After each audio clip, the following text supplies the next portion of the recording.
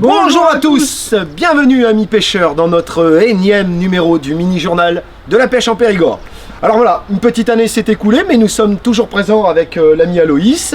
On se retrouve non loin de Saint-Cyprien, toujours sur les berges de la Dordogne, sur un vieux pont, du nom de... Le pont du Gary. Voilà, pont du Gary avec un T à la fin. On pourrait prononcer pont du Garit, mais Aloïs c'est pont du Gary. Bon, s'il veut. Ne perdons pas de temps. Vers où et vers quoi allons-nous, Aloïs? Eh ben, on va aller pas très loin d'ici, sur la commune du Buisson, donc où on va rejoindre la PPMA qui a réalisé un nettoyage de berge au printemps dernier. Eh oui, déjà, oui. Donc on va aller voir leur travail. Allez, c'est parti. Go!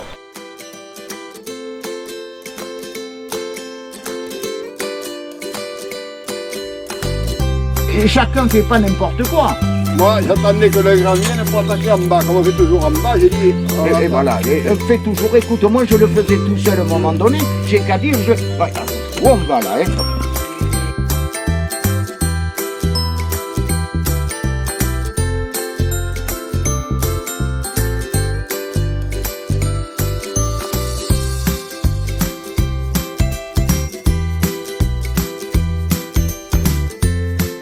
Je l'avais jamais essayé pour dire. C'est un gyro. Là tu fais comme ça là. Et tous les ans vous faites un nettoyage de cours d'eau? Ah mais on le fait tous les ans, oui. Ouais. Mais quelquefois on laisse un an, mais il faut le faire tous les ans pour que ça aille bien. T'aurais vu comme elle était. Un bras, quand il est très haut, il passe là-bas et il ressort ici. Et il ressort sous la souche là, tu vois. Et là-bas on le pêche, hein. Tu vois, on te le fait pêcher parce que comme il y a eu énormément d'eau, il y en a qui se sont bloqués là. Là, regarde ce magnifique, c'est splendide celui. Ça c'est des remous et des petites cascadelles qu'on a fabriquées nous. Non, mais de l'autre côté on peut pas passer, on va passer. Non, on fait ce côté là. Ouais. Non. C'est bien, il sera content le paysan. Je viens voir. Viens voir. Regarde, en pêche électrique, regarde. Sous les frondaisons, regarde. Tu passes sans problème. Est-ce que tu vois? Tu vois? Déjà, plus les hérons là peuvent s'y poser, et bien, moins on a de truitelles.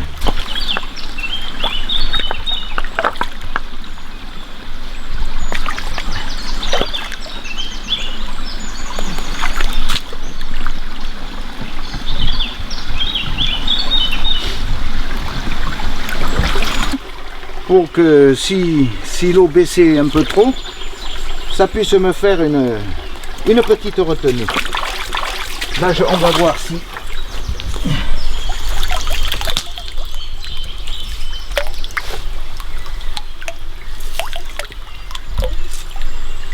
Oui!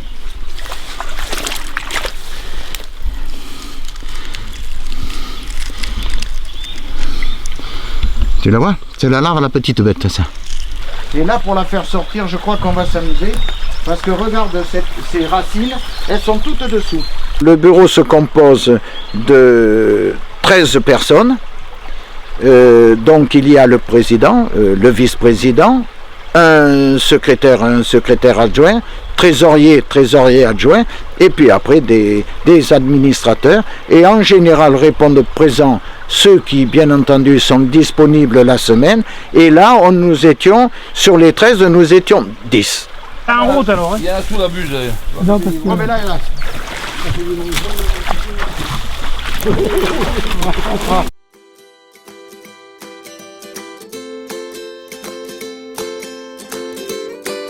Et alors, à bout d'un moment, putain, je vois un petit chevreuil, tiens, j'ai dit c'est bizarre. Et il y avait la vieille, la mère, elle était à côté.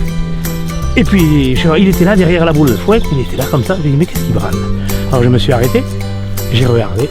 À un moment donné, brouf, il y en a un autre petit qui est passé. Il s'est galopé, il s'amusait, comme les agneaux. Ouais. C'était beau ça. Oh, et là j'aurais...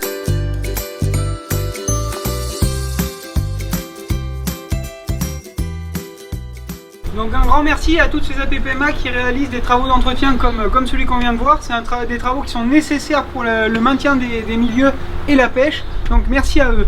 Donc maintenant on va partir sur d'autres aménagements. plus à l'ouest du département sur la Dronne, à La Roche-Chalais, où l'équipe fédérale est intervenue dans le cadre d'un partenariat pour la labellisation d'un parcours de pêche. Allez, c'est parti!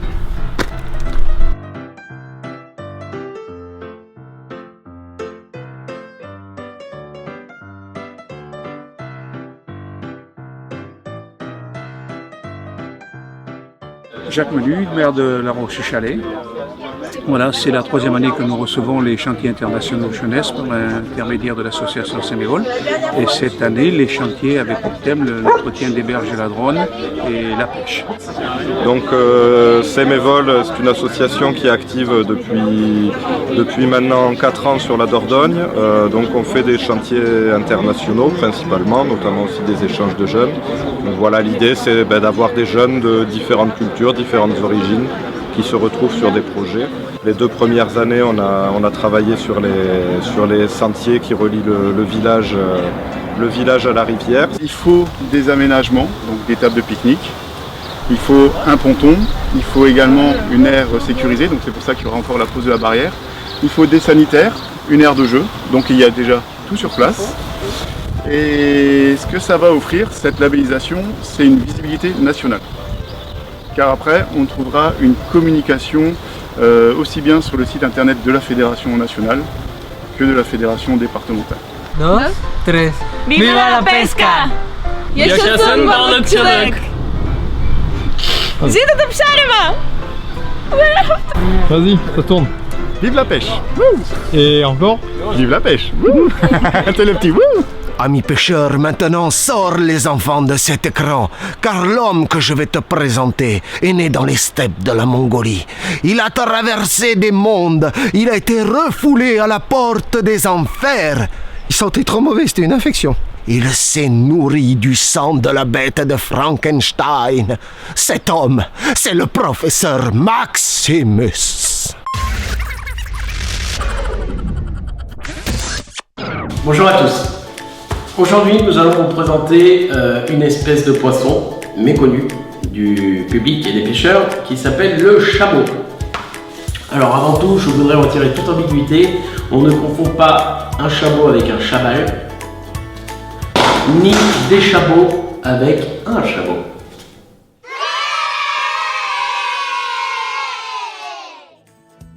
Le chameau est un petit poisson que l'on retrouve dans les ruisseaux et rivières fraîches. Particularité d'avoir une très grosse tête aplatie. Il est peu probable de le confondre théoriquement avec le facteur. Il a pour particularité de vivre sur des zones remplies de petits cailloux et de graviers, ce qui lui permet de se cacher. À la tombée de la nuit, les petits poissons se mettent à sortir afin de se nourrir. Lorsqu'une proie arrive devant eux, ils se tendent complètement et boum, ils attrapent la proie. Une fois le nourrissage terminé, ils retournent gentiment se cacher dans la cage. Au mois de mai, notre chameau est amoureux. Mais comment je peux le savoir, hein? Eh bien tout simplement parce que sur sa première nageoire, il y a un liseré noir qui se forme. Il peut même avoir la tête qui devient très sombre, voire même noire.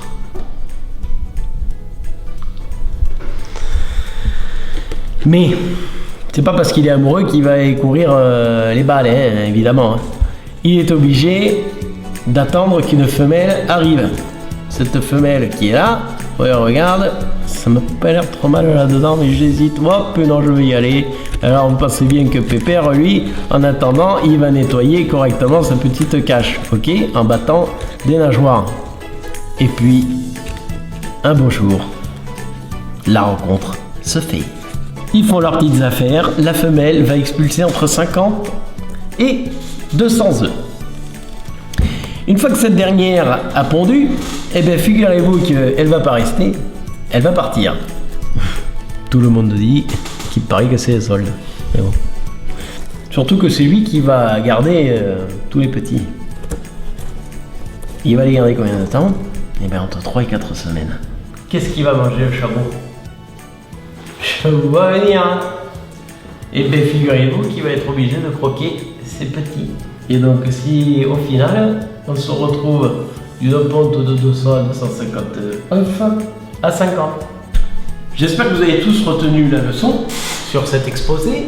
Je vous propose de nous suivre la prochaine fois sur une nouvelle espèce de poisson.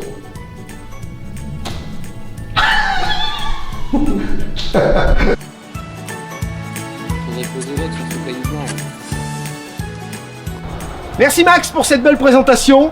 Alors maintenant Loïs, où partons-nous? Eh bien, on reste dans la vallée de la Dordogne sur un petit ruisseau plus bas, plus en aval. Une partie de ruisseau qui est en deuxième catégorie, donc on a le droit de pêcher toute l'année dessus. En dessous d'un étang, où on est parti pêcher l'écrevisse avec Jackie et Roger. Deux personnages, deux beaux spécimens qui nous ont fait découvrir une belle pêche méconnue quand même, faut le dire. Et faut dire qu'on s'est bien pris au jeu. Ouais, on s'est bien pris au jeu. Moi il me tarde qu'une chose, c'est d'amener ma fille maintenant à la pêche à l'écrevisse. De la pêche à l'assiette avec Roger et Jackie. Allez, c'est parti, go!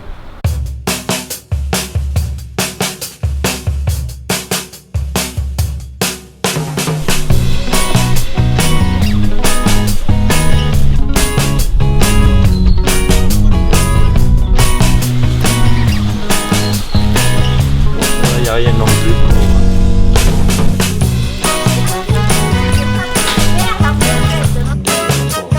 Tu vois, j'avais semé suffisamment de persil en prévision de ça. Ouais. Dépêchez-vous parce que là, dans 2 minutes, il y a une écrevisse à la balance. Je vais lui prêter là. S'il en a une, elle sera plus petite que la mienne, mais ça fait rien. J'ai l'habitude maintenant. Donc là, je prépare ma balance. On va mettre un petit morceau de foie de porc sur cette épingle. Et tu peux faire avec du foie de veau à 25 € le kilo aussi. Des sardines, ça va très bien aussi. Et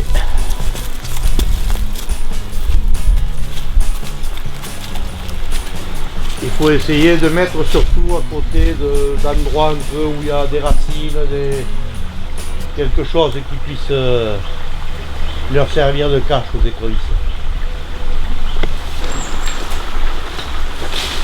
Ah, il y en aura moins une. Ouais, ben, facilement.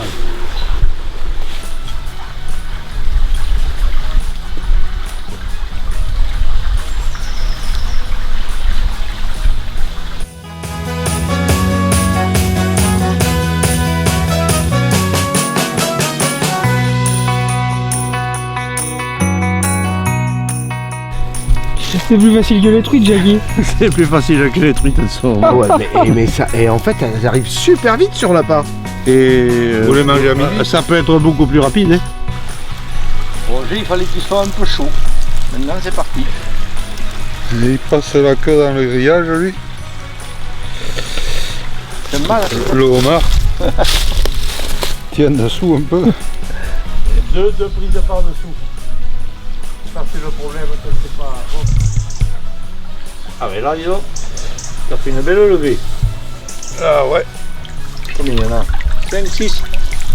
Oh, facile.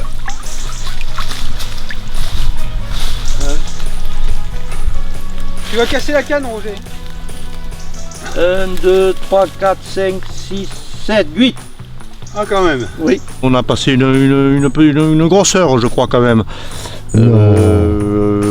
Une heure à peu près à cette saison, c'est déjà une pêche plus que correcte. Que maintenant, par contre, avant de partir, eh bien, il faut toutes les châtrer puis pour être déjà en conformité avec la loi. Avant de les cuisiner, c'est ça? Et avant de les cuisiner, pour les transporter surtout.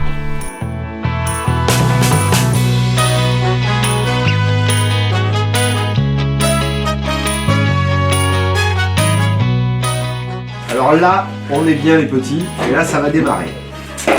On est bien. Ils ne sont pas véganes. C'est quelque chose qu'ils apprécient en général, qu'ils n'ont pas l'occasion de manger régulièrement. Mais c'est vrai, on n'y pense pas. Hein. Tu les ébouillantes. Voilà, à peu près 3 minutes. Et après, tu à la poêle, avec persil et tu les flambes. Voilà, on fait un peu revenir à la poêle. la persillade un peu au dernier moment, on flambe et on sert. Et comme un arbre, c'est là où il se ramasse, c'est ça? Ça, c'est quoi? On peut s'en servir? Ah oui. C'est fait boire là dedans. Ah ouais. Tu peux accompagner un peu de graisse de canard. Ça ne peut pas y faire de mal. Voilà, un peu. Oui, un peu, comme disait Maïté, je te dis. Ah oui, putain, mais il y a Des cachettes. le trésor en dessous. Magnifique. Et voilà. Ils savent bien vivre. Tout ça pour m'y aller. Un verre, c'est bien ça. La dose d'un verre. Une grosse barre. C'est fait. Alors là, on les met. On fait Reste comme ça. un petit courbouillon de 3 minutes. Loulou, t'as le chrono? On l'a trouvé. On l'a trouvé. Voilà. 3 minutes. 3 minutes. Alors là, Confiture de courgette. Monsieur, ça fait longtemps qu'elle le fait. Ah oui, Je vois bien. T'es quoi le facteur? depuis qu'on ne travaille plus. Ok.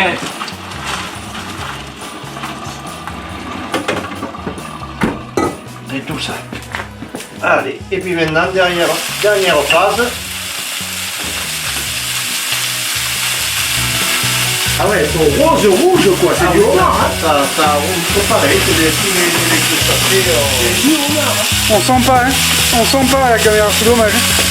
Oh là là là là là là. Regarde.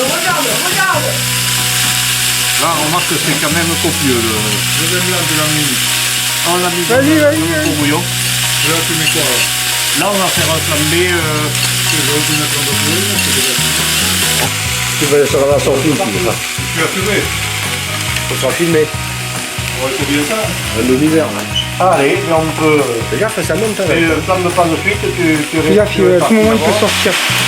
Le chalumeau. D'ailleurs, les cuisiniers. Le chalumeau. Les cuisines. Voilà. Voilà. Comment ils font les cuisiniers? Remue. Non, à la main. Avec la...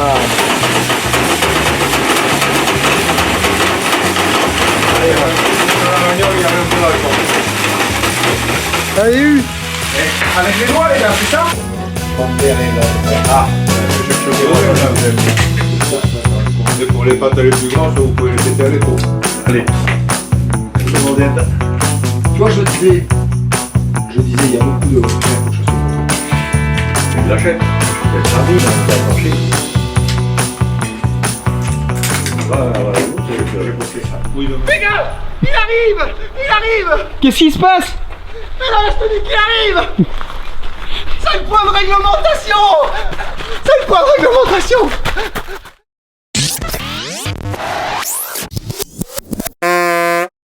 Pour la première année en 2018, la Fédération de pêche sur les étangs qu'elle gère, mais aussi sur celles qu'elle gère avec le conseil départemental, a décidé, dans un souci de partage de l'espace de pêche, de limiter le nombre de cannes à 3 sur les plans d'eau départementaux, donc se gérer en direct par la fédération et se gérer par le conseil départemental, ce qui doit faire une dizaine de plans d'eau à l'échelle du département.